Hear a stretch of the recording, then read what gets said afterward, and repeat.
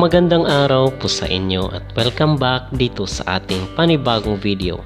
At usapang volleyball po tayo at ating pag-uusapan itong CV League na ginaganap ngayon sa bansang Vietnam para sa second round ng CV League, na kung saan ay yung pangalawang pagkakataon na pagtatapat ng Pilipinas kontra dito sa bansang Vietnam ay natalo po ang ating koponan sa loob ng 3 straight sets. Pero ang sabi ng mga netizen ay sinayang di umano ng Pilipinas, most especially ng ating coach na si De Brito, ang pagkakataon para at least makaisa or dalawang set man lang ang Pilipinas dito sa nagaganap na torneo. At ito yung ating pag-uusapan at ating himay-himayin kung bakit natalo ang ating koponan sa loob ng 3 straight sets. May pagkakamali nga ba si Coach De Brito? At ating ring pag-uusapan na may tsansa sana na manalo ang Pilipinas kontra dito sa malakas na Vietnam.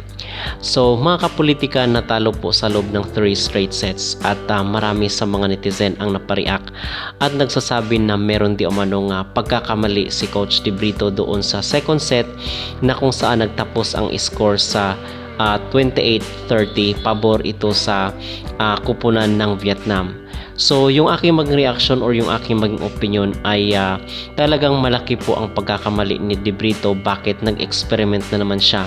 Although meron niyang substitution or yung rotational substitution na tinatawag, pero the fact na pinalabas niya yung main scorer doon sa set 2, doon sa last part na si Solomon, ay malaking kabawasan at yun talaga ang pinaka main na reason bakit natalo yung Pilipinas doon sa set 2, na kung saan ay ilang beses tayong nag set point din doon sa part na yun. So may missing point talaga rin doon si Coach De Brito, which I totally agree doon sa mga comment or opinion ng mga netizen.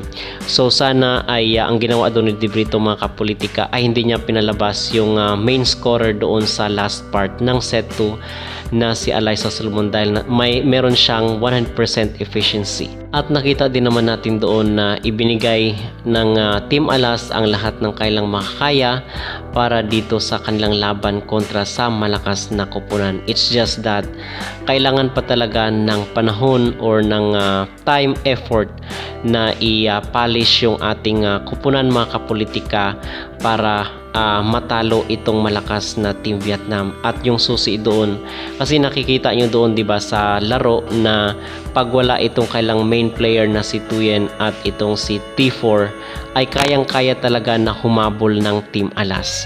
Okay, so yun yung nakikita at naobserbahan ko doon sa kailang laro.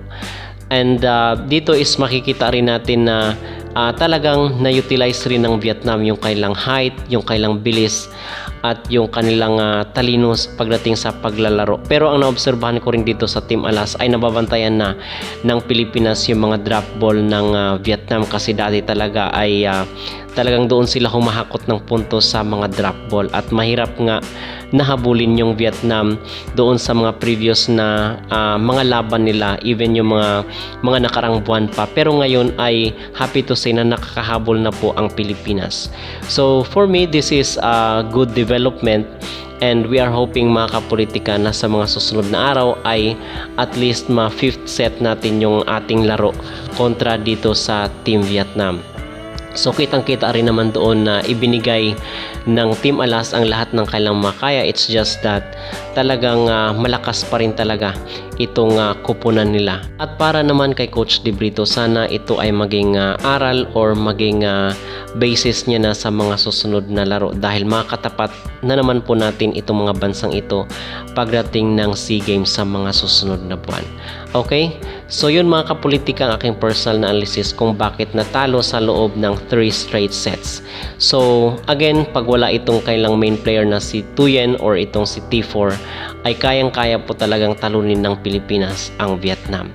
So yun ang aking masasabi at ang aking maging reaksyon. At pag-usapan rin po pala natin itong isa sa main player ng Vietnam na si Tuyen, dahil controversial siya ngayon, mga kapolitika, at in fact ay kahit siguro ang bansang Thailand ngayon ay nagpoprotesta na rin sila dito sa social media dahil doon sa nangyaring controversial na pagkatalo ng Vietnam, na kung saan ang sinasabi ng mga Vietnamese netizen natin ay nag-cheat daw itong Thailand at bumuelta naman yung player na involved ng Thailand ang sabi niya I'm a woman daw.